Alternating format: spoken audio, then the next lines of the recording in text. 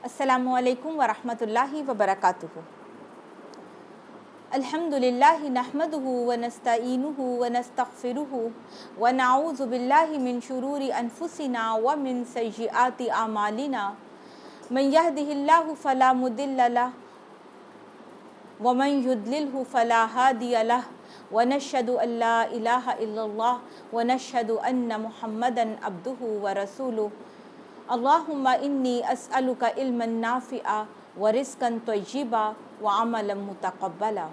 रमज़ान अज़्म व अमल के सिलसिले में रमज़ानुल मुबारक की रहमतों और खैर और बरकतों को समेटने के लिए और नेकियों के इस मौसम बहार से बेहतरीन फ़ायदा उठाने के लिए हमने कुछ चीज़ें कुरान और सुन्नत की रोशनी में देखी कि रमज़ान शहरुल कुरान है, कुरान के साथ बेहतरीन ताल्लुक़, मग़फ़िरत और बख्शिश का महीना, ज़िक्र और दुआ, सदका और खैरात, गोया बहुत सारी नेकियों को करने के लिए मैदान खुला है मेरे और आपके लिए। आज हम देखेंगे कि रमज़ानुल मुबारक के आखिरी अशरे में आप सल्लल्लाहु अलैहि वसल्लम का तर्ज़ अमल क्या था। आखिरी अशरे से मेरी मुराद आखिरी 10 रोज़े हैं। वैसे तो रमज़ान का सारा महीना ही इबादत का महीना है, लेकिन इस आखिरी अशरे की इबादत की ख़ास फजीलत बयान हुई है। नबी सल्लल्लाहु अलैहि वसल्लम रमज़ान के आखिरी 10 दिनों में अपने अहलो अयाल को खुसूसी इबादत की तरग़ीब दिलाते। हज़रत आयशा सदीक़ा रज़ियल्लाहु ताला अन्हा फरमाती हैं, जब रमज़ान का आखिरी अशरा शुरू होता तो नबी सल्लल्लाहु अलैहि वसल्लम इबादत के लिए कमर बस्ता हो जाते और रातों को जागते और अपने अहले खाना को भी जगाते। आप सल्लल्लाहु अलैहि वसल्लम पर तो वैसे ही तहज्जुद फ़र्ज़ थी। आप सल्लल्लाहु अलैहि वसल्लम तो रमज़ान के शुरू होते ही तेज़ आंधी से ज़्यादा सख़ी हो जाते। हर रोज़ रात को हज़रत जिब्राईल अलैहिस्सलाम से मिलते, कुरान का दौर करते। इतनी इबादत के साथ रमज़ान के आखिरी अशरे में हज़रत आयशा कहती हैं कि कमर कस लेते, कमर बांध लेते। तो मेरे और आपके लिए सोचने की बात है कि हम क्या इबादत कर रहे हैं और हमें इस आखिरी अशरे में अपने आप को किस तरह इबादत के लिए तैयार करना है।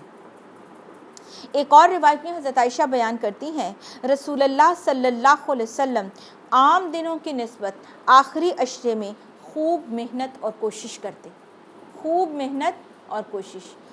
इसी तरह आप सल्लल्लाहु अलैहि वसल्लम हज़रत फ़ातिमा और हज़रत अली रज़ियल्लाहु ताला अन्हु का दरवाज़ा भी खटखटाते और फरमाते, क्या तुम दोनों नमाज़ पढ़ने के लिए नहीं उठोगे।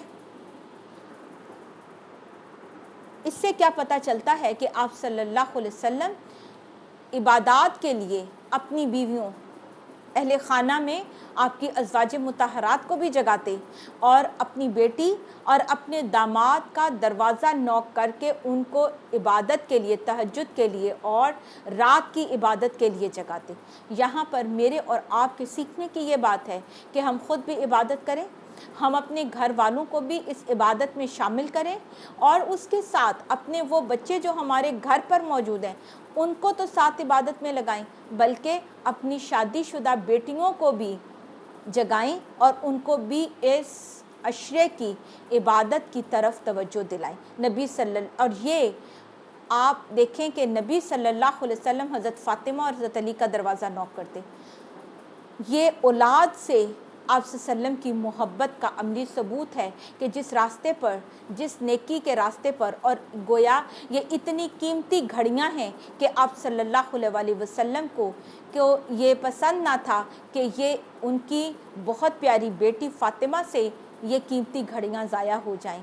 हमें अपनी औलाद से मोहब्बत है तो हमें उनकी आखिरत और उनके अंदर नेकी का शौक़ भी पैदा करना चाहिए। आखिरी अशरे में ज़्यादा से ज़्यादा इबादत करनी है तो मुझे और आपको क्या करना है, अगर हो सके तो हम इसको थोड़ा प्लान कर लें कि मुझे कब क्या करना है। सबसे पहली बात, अगर मुमकिन हो तो अपनी कुछ मसरूफ़ियात को इस अशरे के लिए तर्क कर दें। ख़ास तौर पर बाज़ारों में जाना, ख़ास तौर पर मोबाइल का इस्तेमाल, ख़ास तौर पर टीवी, मीडिया, یا کچھ اور انٹرنیٹ بہت زیادہ نیوز کو دیکھنا، ان چیزوں کو کچھ کٹ ڈاؤن کر کے اپنے آپ کو عبادت کے لیے یکسو کر لیں۔ اسی طرح جتنا قرآن پاک آپ رمضان کے 20 دنوں میں پڑھا ہے اس سے زیادہ روزانہ قرآن پڑھیں، اس سے زیادہ اذکار کا اہتمام کریں، اس سے زیادہ صدقہ و خیرات کریں، رات میں لمبی عبادت کریں اور تراویح میں لمبی قرات کا اہتمام کریں، خود بھی جاگیں، اپنے گھر والوں کو بھی جگائیں۔ آخری عشرے کی خاص عبادت اعتکاف کرنا ہے۔ اعتکاف کیا ہے؟ اللہ تعالیٰ کا قرب حاصل کرنے کے لیے عبادت کی غرض سے ایک جگہ مسجد میں جم کر بیٹھ جانا اعتکاف کہلاتا ہے۔ دنیا کے تمام چیزوں سے کٹ آف ہو کر، تمام ایکٹیویٹیز سے، تمام لوگوں سے اپنے آپ کو جما دینا اللہ سبحانہ و تعالیٰ کی عبادت کے لیے۔ دنیاوی کاموں، نفسانی خواہشات، دل پسند مشاغل، اہل و عیال سے الگ ہو کر خود کو صرف اللہ کی عبادت میں وقف کر دینا اعتکاف کہلاتا ہے۔ گویا ہمیں اپنے آپ کو خود سے کوارنٹائن کرنا ہے اللہ کی عبادت کے لیے۔ مجھے اور آپ کو دنیا کی ساری مصروفیات سے اور لوگوں سے نکال کر آئسولیٹ کرنا ہے کہ ہم سب اللہ سبحانہ و تعالیٰ کی عبادت پوری یکسوئی سے کر سکیں۔ اعتکاف کے لیے مسجد میں اہتمام کرنا چاہیے، اور اعتکاف میں عام طور پر لوگوں کے ذہنوں میں یہ خیال ہوتا ہے کہ شاید ہم قرآن پاک کی تلاوت کے علاوہ اور کچھ نہیں کر سکتے۔ اصل میں اعتکاف تو جم جانے کا نام ہے، یکسو ہونے کا نام ہے، اپنے آپ کو اللہ کے لیے خالص کرنے کا نام ہے۔ اس میں زیادہ مؤثر انداز میں اعتکاف گزارنے کے لیے اپنے وقت کو تقسیم کر لیں۔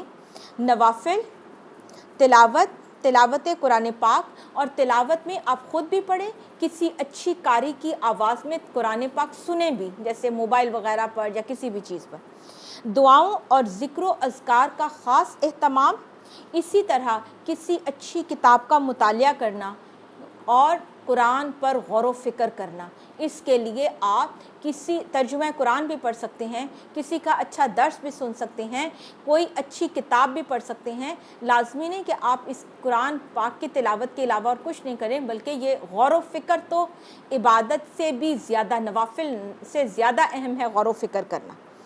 خاص اہتمام کیا ہونا چاہیے؟ کہ غیر مفید کاموں اور مشاغل سے اجتناب کریں۔ مفسرین کے نزدیک اعتکاف میں لوگوں سے میل جول اور غیر ضروری باتوں سے اجتناب کرنا ہوتا ہے، تو آج کے دور میں موبائل بھی لوگوں سے ملاقات کا ایک ذریعہ ہے، اور میسیجنگ کرنا بھی گفتگو کا ایک ذریعہ ہے۔ لہٰذا اعتکاف کے دوران خاص طور پر آخری عشرے میں بے مقصد اور فضول مصروفیات کو ترک کر کے، اپنی چیٹنگ کو ترک کر کے، بہت انٹرنیٹ سرچنگ اور فیس بک کو چھوڑ کر، غیر ضروری گفتگو سے اعتراض کر کے اپنے آپ کو اللہ سبحانہ و تعالیٰ کی عبادت کے لیے جما دیں۔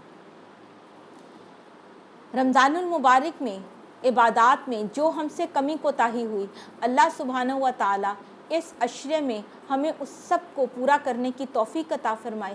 اللہ ہماری غلطیوں اور کوتاہیوں سے درگزر فرمائے اور ہمیں اس رمضان میں گناہوں سے پاک کر دے۔ اللہ تعالیٰ آپ سب کو صحت اور عافیت کی زندگی دے اور رمضان المبارک کی عبادتوں کو قبول کرے اور ہماری کوششوں میں برکت عطا کرے، صلاحیتوں میں برکت عطا کرے، رزق اور مال میں برکت عطا کرے۔ وآخر دعوانا ان الحمد للہ رب العالمین۔ السلام علیکم ورحمۃ اللہ وبرکاتہ۔